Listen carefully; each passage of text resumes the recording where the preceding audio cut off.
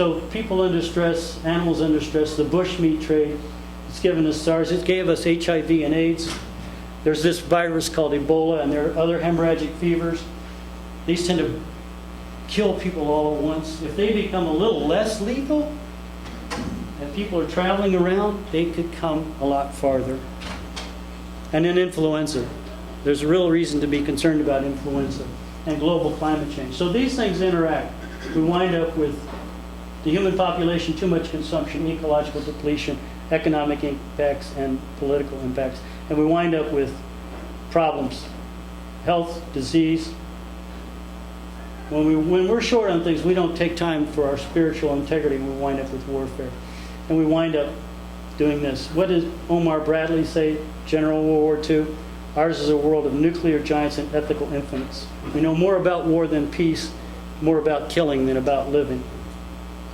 So do we need global governance with nested continental, regional, and local stewardship? Or is hastening Armageddon God's work? Some people say it is. Some people say it's a good thing. Let's get on with it. So maybe we can move toward a more widely accepted United States with global disarmament treaties, a strong world court, and multilateral police force, instead of just having all large-scale warfare. So we have ecological illiteracy.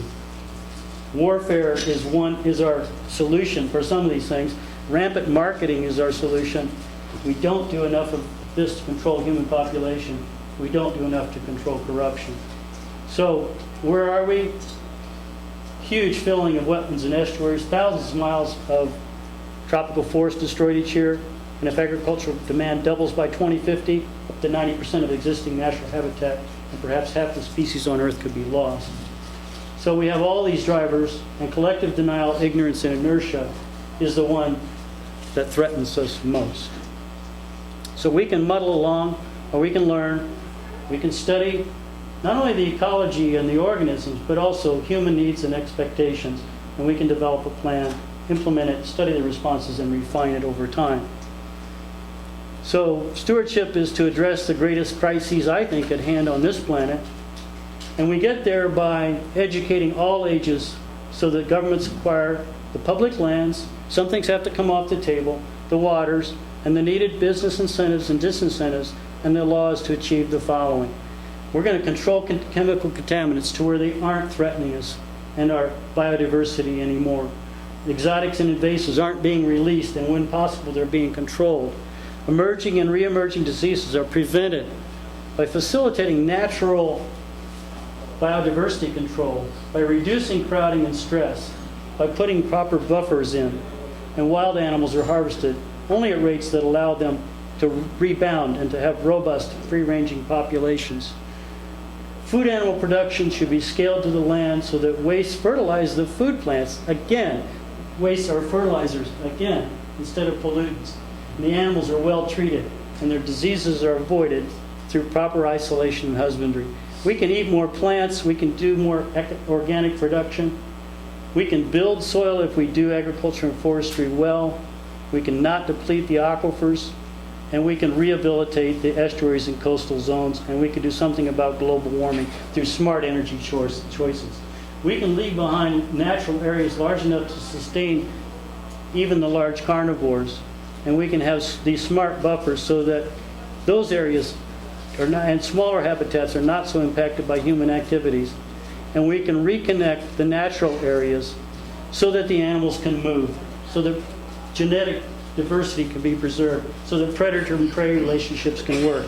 And the areas intensively managed for human needs are linked with one another by road and rail systems so the animals can go back and forth. So we have all these tools. We have these ways of communicating. And we need this stewardship by religious leaders. So I'm going to skip ahead and show you one last thing.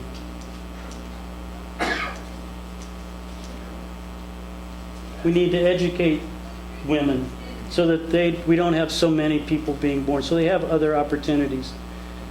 And we need to get beyond the limitations of the current mindset. So who is responsible for sharing a vision of a pathway toward light at the end of the current tunnel of ecosystem destruction. Should Christianity help society reconcile its spiritual, economic, and ecological goals? And will you effectively share a vision and a way toward stewardship to heal the earth and mankind?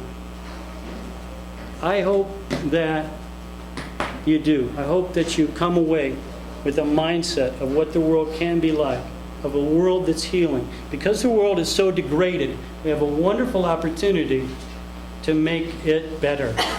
If the world was intact, if everything was the Garden of Eden, we would not be able to do much more than take care of one another. But because we've made such a mess of things, we can actually turn things around. But you have to go to the scale of the challenge. You have to deal with the heart of man. You have to deal with selfishness. You have to deal with the media. You have to deal with the truth of the way the world really works and how it can work again. I hope that you take that challenge home. I hope that you're able to articulate a vision of how things can be done differently, better, and how we can prosper and have a good life as we do so. So thank you for your attention. I'll try to answer any questions.